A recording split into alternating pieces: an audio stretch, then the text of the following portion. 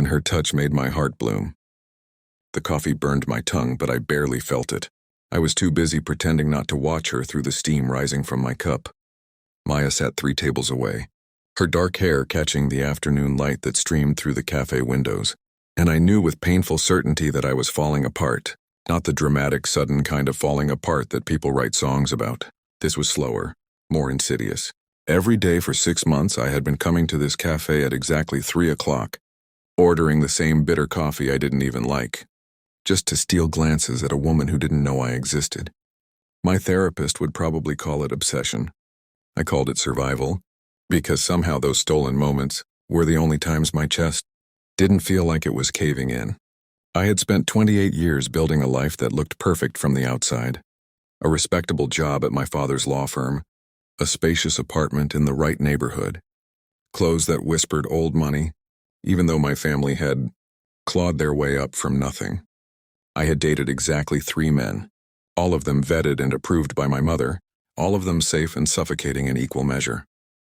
The last one, Richard, had proposed 6 months ago in front of both our families at an expensive restaurant, and I had said yes because that's what you do when you're 28 and running, out of acceptable excuses. But that night, after everyone had gone home and Richard had kissed me goodnight with all the passion of someone signing a business contract, I had stood in my bathroom and looked at my reflection until I didn't recognize myself anymore. The ring on my finger felt like a shackle.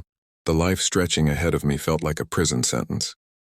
And somewhere deep in my chest, something I had spent years suffocating finally gasped for air. 3 days after that proposal, I had walked past this cafe for the first time and seen Maya through the window.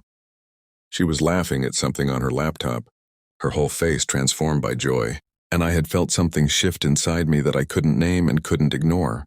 I didn't know then that she came here every Tuesday and Thursday to work on her novel. I didn't know that she took her coffee black with 2 sugars, or that she had a habit of tucking her hair behind her left ear when she was concentrating.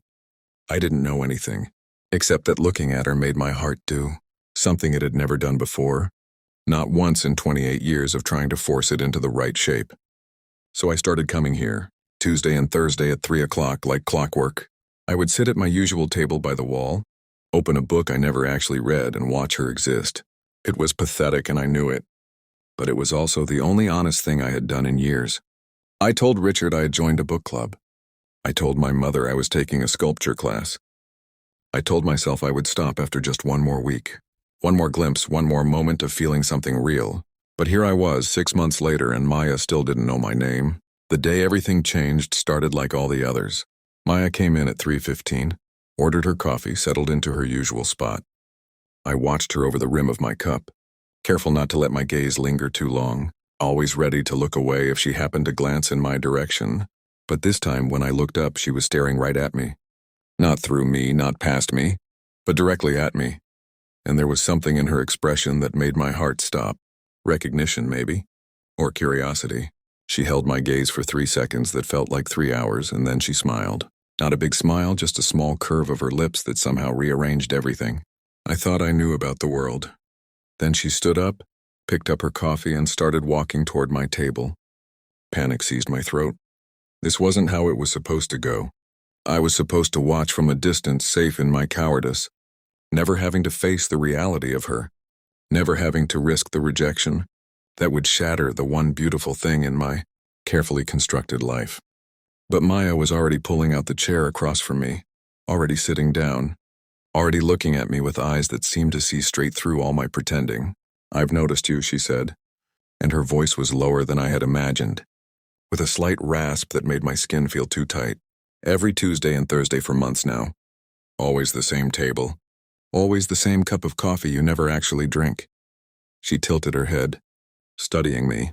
"I've been trying to figure out if you're a private investigator, extremely bad at surveillance, or if there's another reason you've been watching me." Heat flooded my face. I wanted to deny it, to laugh it off, to make up some excuse that would let me escape with my dignity intact. But something about the way she was looking at me, not unkind but certainly direct, made lying impossible. "I'm sorry," I managed, my voice coming out smaller than I intended. "I know it's creepy. I'll stop. I'll find a different cafe." That's not what I asked, Maya said. And now there was definitely amusement in her expression. I asked why. The question hung in the air between us. The cafe noise faded to background static. My hand was trembling around my coffee cup, and I set it down before I spilled it. Everywhere, why? Such a simple question with such an impossible answer. Because you're beautiful. Because watching you makes me feel things I've spent my whole life trying not to feel. Because I'm engaged to a man I don't love and building a life that will kill me slowly. And you're the only thing that makes me remember what it feels like to be alive. Because you look free, I said finally, the truth spilling out before I could stop it. Every time I see you, you look like someone who knows exactly who they are. Like you've never spent a single day pretending to be someone else to make other people comfortable. And I guess I just wanted to be near that, even from a distance. Maya's expression shifted, the amusement fading into something softer and more complicated. She reached across the table, her hand stopping just short of mine. Can I tell you something? She asked, and I nodded because I didn't trust my voice. I'm a complete mess. I'm 32 years old and I published exactly 0 novels.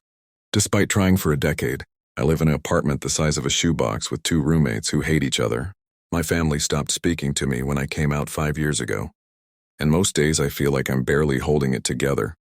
She paused, her eyes never leaving mine. But I did figure out one thing. I figured out that living as myself, even when it's hard and messy and lonely, is better than living as someone else's version of who I should be.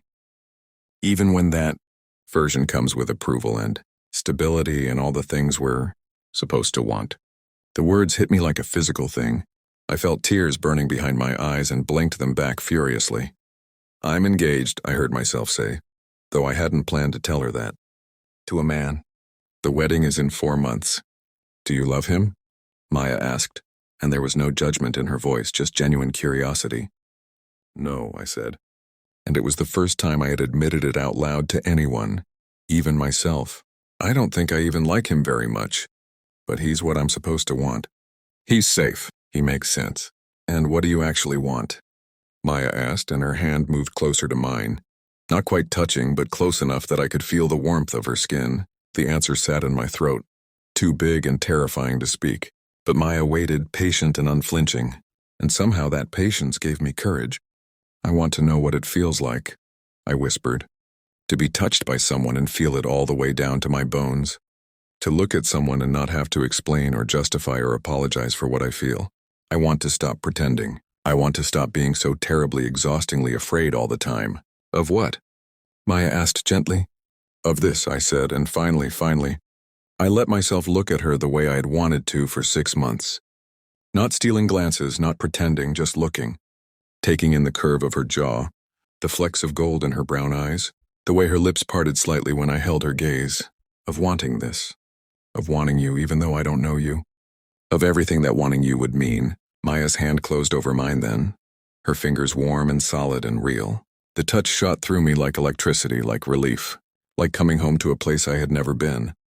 I'm Maya, she said, as if we were meeting for the first time, as if the last 6 months hadn't happened, as if we were starting fresh from this moment forward. Sophie, I managed, though my voice was shaking. My name is Sophie. Sophie, she repeated, and the way she said it made it sound like something precious. Would you like to take a walk with me? No pressure, no expectations, just 2 people getting to know each other. I thought about Richard, waiting for me to call him back about wedding cake flavors. I thought about my mother, who had already bought her dress for the ceremony. I thought about my job, my apartment, my carefully constructed life that would come crashing down the moment I stood up from this table and chose something different. And then I thought about spending the next 40 years wondering what would have happened if I had been brave enough to say yes. Okay, I said and squeezed her hand. Yes, I'd like that very much. We walked for 3 hours that day, through parks and side streets and neighborhoods I had lived near my whole life but never really seen. Maya told me about her novel, a sprawling story about identity and belonging that she was slowly teaching herself to believe was worth finishing. I told her about law school, about choosing it to please my father even though I had wanted to study art. We talked about everything and nothing, the conversation flowing as naturally as breathing, and when the sun started to set and we finally stopped to rest on a bench by the river, Maya turned to me and asked if she could kiss me. My heart was racing so fast I thought it might burst. Yes, I whispered, and when her lips touched mine, everything else fell away. The fear, the guilt, the weight of expectation I had carried my whole life. There was only this, her mouth soft against mine, her hand cradling my face like I was something precious, the taste of coffee and possibility. I kissed her back and felt something inside me crack open, something green and growing and desperate for light. When we finally pulled apart, I was crying. Tears streaming down my face, but I was smiling too. Really smiling. The kind of smile that starts somewhere deep in your chest and works its way up. That was my first kiss, I said, and saw her eyes widen. I mean, I've been kissed before by men, but that was the first one that felt like mine. Maya wiped my tears with her thumb, infinitely gentle. "Thank you for trusting me with it," she said. The next 4 weeks were the hardest of my life. I broke off my engagement, the ring sitting between Richard and me on his coffee table like an accusation. He was angry, confused, demanded explanations I couldn't fully give. My mother stopped speaking to me. My father called me selfish, irresponsible, throwing away my future for what he called confusion. Friends I had known for years suddenly found reasons to be busy when I reached out. The law firm asked me to take some time to sort myself out, which we all knew was code for finding a new job. Everything I had built fell apart, just like I had known it would. Some nights, lying alone in my apartment that suddenly felt too big and too empty, I wondered if I had made a terrible mistake. If wanting Maya, wanting this truth about myself, was worth losing everything else. But then Tuesday would come, and I would meet Maya at the café at 3 o'clock, and she would smile at me like I was the best thing she had seen all day. We would talk for hours, or sometimes not talk at all, just sit together while she worked on her novel, and I sketched in the notebook I had bought on impulse. She held my hand in public without hesitation. She kissed me on street corners and in parks, and once, memorably, in the middle of a rainstorm while we were waiting for a bus. And slowly, painfully, beautifully, I started to understand what she had meant about living as yourself being worth it. Even when it's hard. 6 months after that first conversation, I moved into a tiny studio apartment across the city.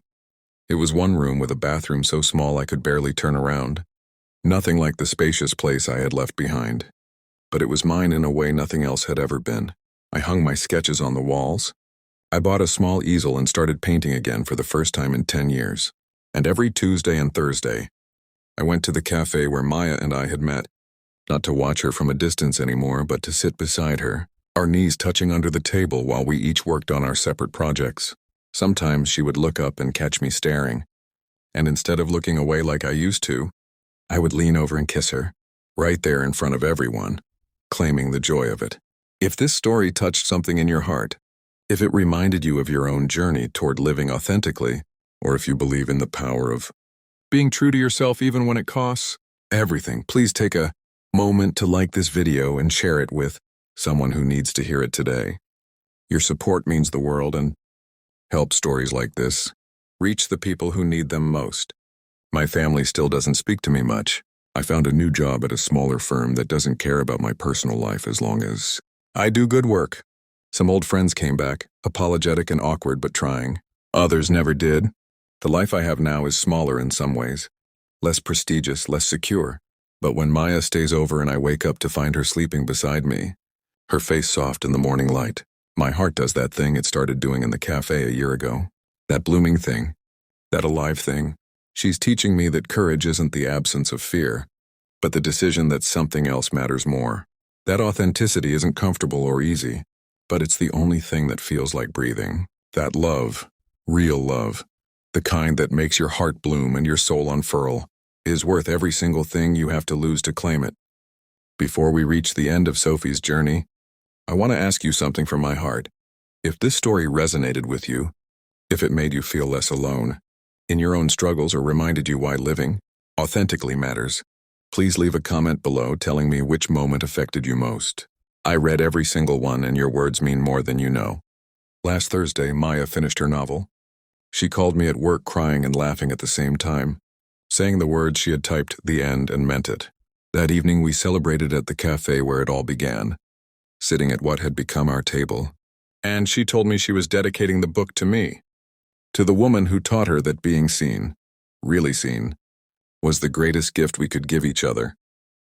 I kissed her then, in front of the other customers and the barista who knew us by name now, and I didn't feel afraid or ashamed or apologetic. I felt exactly like what I was, a woman who had spent 28 years in the dark and had finally stepped into the light.